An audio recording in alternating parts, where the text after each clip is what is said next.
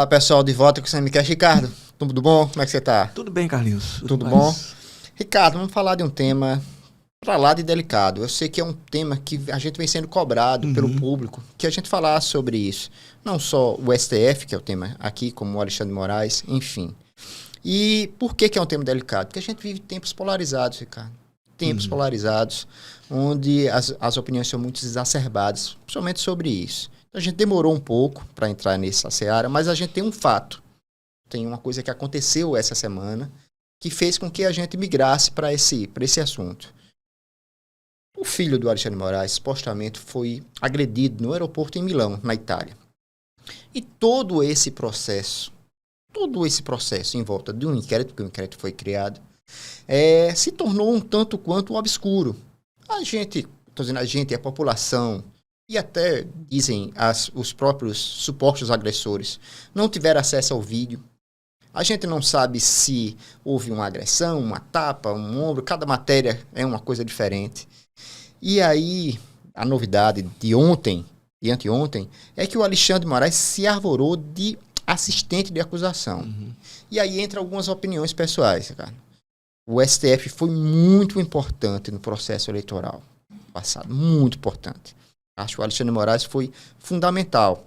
Tivemos as eleições, a vontade do povo foi feita nas urnas, a gente tem um novo presidente.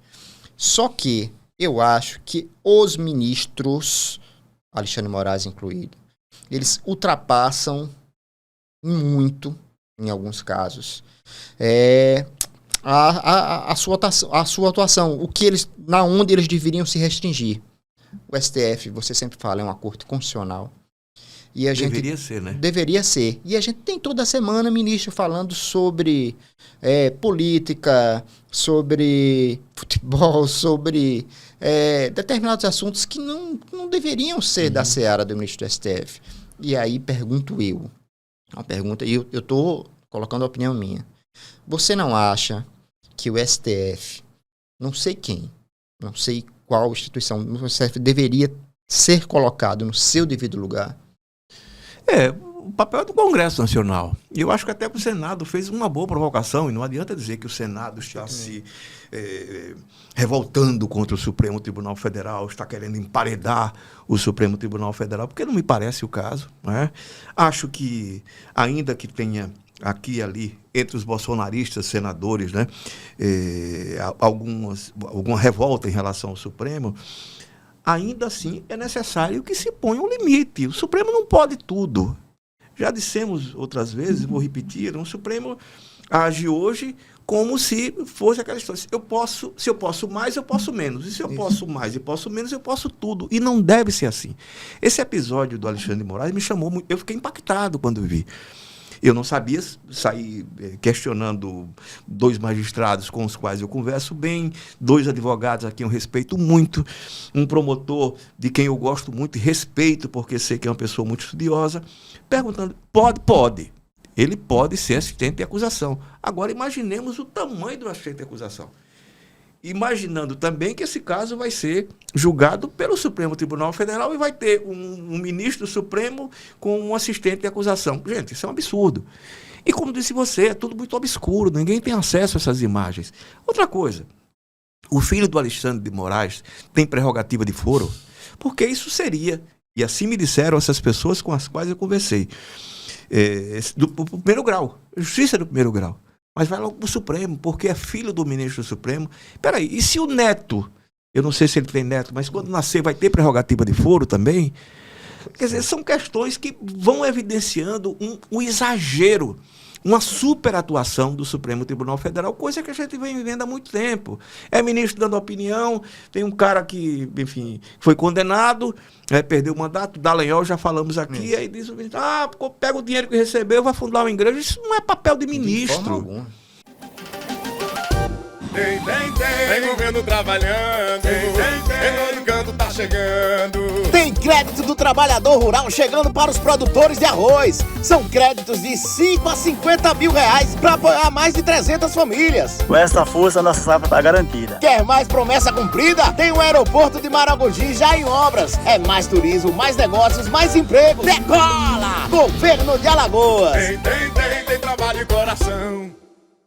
O cidadão comum pode até dizer isso numa mesa de bar, um jornalista pode até esclarecer, enfim, escrever sobre isso, dizer, um político. Agora, um ministro supremo, outros, não, nós enfrentamos o bolsonarismo. Que é isso, peixe? Nós enfrentamos Não, nós enfrentamos uma situação adversa para a democracia brasileira e superamos. Esse é um papel de uma Corte Suprema que foi exercido pelo Supremo Tribunal Federal. Repito, tendo o ministro Alexandre de Moraes como uma figura maior naquele momento, que foi quem botou a cara a tapa. E não era fácil, né, você ir para o embate naquele momento em que você tinha essas figuras absolutamente carregadas de ódio, né, se manifestando com agressividade e violência. Foram para a casa do Alexandre de Moraes, você lembra, né? Lembro. Foram para a porta do apartamento dele, xingando, etc. E tal. Não, queimaram cartaz. Pois é, ou seja, é complicado. E ele foi para o embate. Só que aí tem um limite. Um ministro do Supremo não pode agir como se fosse um cidadão comum, porque ele não é um cidadão comum. Não pode estar opinando sobre tudo, sobre futebol. O Alexandre de Moraes, você citou aí, essa semana ridicularizando aquele ranking, que é uma figura ridícula. Mas eu posso fazer isso. Mas não é papel dele, ministro do Supremo. O cara vai julgar o sujeito lá. Coisa ridícula. Por que isso? Né? Vale a galinha verde, né? O Plínio Salgado. Né? Tudo bem, né? Mas o que a gente vê é o Gilmar Mendes falando sobre tudo e qualquer coisa a qualquer hora, e eles julgando tudo. Gente, eu não me conformo em ver uma mulher que foi e roubou no supermercado um desodorante ou uma barra de chocolate ser julgada pelo ministro do Supremo. Não, é reincidente. Para que essa valentia, né? Ou seja... Cadê o garantismo, né? Pois é um garantismo que desaparece aí, né? O princípio da irrelevância, né? Eu penso uma barra de chocolate, gente. Aí não, tem que ficar presa porque é reincidente. E, no entanto, a gente vê os casos de corrupção e que chegam até eles, e eles, assim, saiu da mídia, esqueça, porque a benevolência dos ministros do Supremo vai aparecer. O Senado, o Congresso Nacional, tem de impor limites? Tem, porque o próprio Supremo, que deveria se autorregular em relação a isso, não o faz. E se os ministros vão além do que deveriam, né? Enfim, e eles têm ido de forma geral, é preciso impor o limite. E saber o seguinte, nada nem ninguém está acima da Constituição, nem os próprios 11 Supremos, como eles se autodenominam, estão acima da Constituição Federal. Eles têm, da mesma forma, de respeitar a Constituição. Se isso não está escrito, tem um monte de coisa que não está escrita, né, na Constituição, está implícito. Não cabe ao ministro do Supremo estar brigando no meio da rua, xingando, né? Enfim, ou atingindo adversários, porque são pessoas não que são inimigas do Supremo. Não existe pessoas inimigas do Supremo. Inimigas da lei, inimigas da Constituição. E, como tal, devem ser tratadas. Esse tipo de xingamento bobo, idiota de ministro do Supremo não cabe.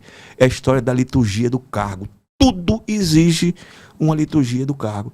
Eu me imponho limites no meu trabalho profissional, você também. Por que o ministro do Supremo não pode ter limite? Deve ter.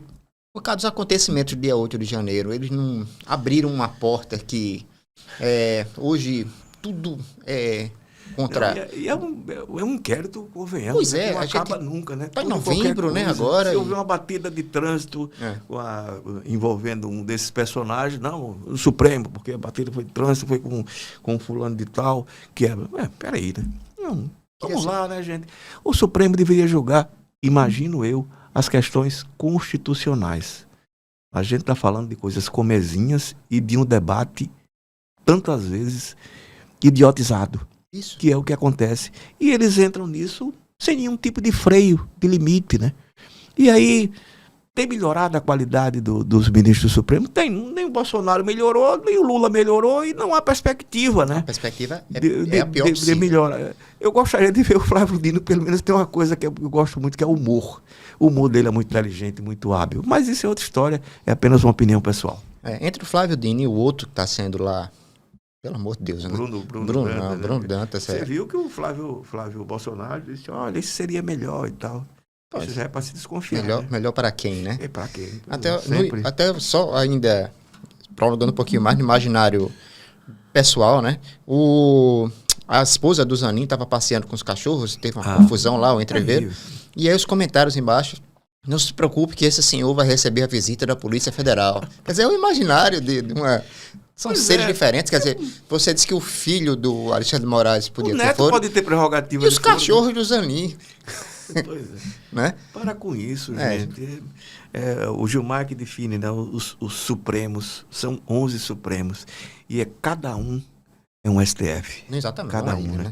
Como diz o Zé Costa que foi constituinte, né? Deputado, uma grande figura. O Zé disse, cada ministro tem a sua própria Constituição. Não pode.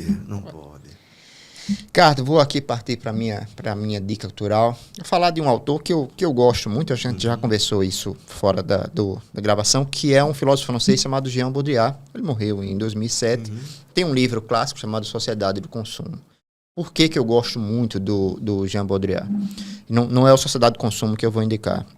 Porque o Jean Baudrillard, ele lança umas teses que são muito atuais, que é essa coisa da simbologia do ter, que a sociedade capitalista faz. Para a gente é fundamental a gente ter um celular, não, ter um iPhone, ter uma camisa, não, ter a camisa da Lacoste, ter a camisa das marcas e tudo mais. Como a nossa sociedade é consumista, como a gente